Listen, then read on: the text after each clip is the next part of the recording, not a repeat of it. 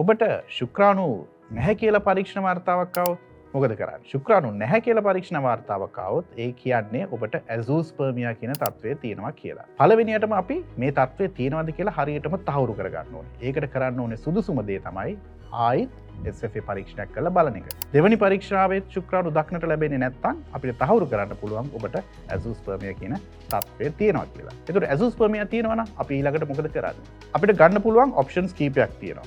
එකක් තමයි මේ ඇසූස්පර්මියා තත්ත්වයට හේතුව මොකක්ද කියලා හොයලා බලන්න පුළුවන්. සමහර විට හෝමෝනමය ගැටලුවක් වෙන්න පුළුවන් මේ තියෙන ප්‍රශ්නය.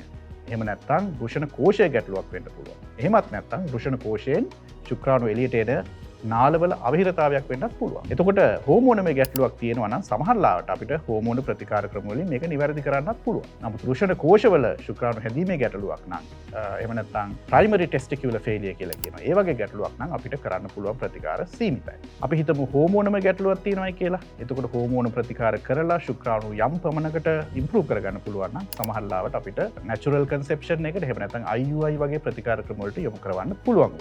හැබැයි අපි හිතමු ඒ වගේ ප්‍රතිකාර කරන්න සුදුසු තත්ත්වයක නොවේ ඔබ ඉන්නේ කියලා. එහෙම නැත්නම් ඔබට හෝමෝනමය ගැටලුවක් නෙමෙයි අපිට ප්‍රතිකාර කරන්න අපහසු ගැටලුවක් ඔබට තියෙන්නේ කියලා. ඒ වගේ අවස්ථාවලදී සමහර වෙලාවට අපිට පුළුවන් වෘෂණ කෝෂයේ ශල්‍ය කර්මයක් කරලා ශුක්‍රාණු යම් ප්‍රමාණයක් සුළු ප්‍රමාණයක් හොයාගන්න.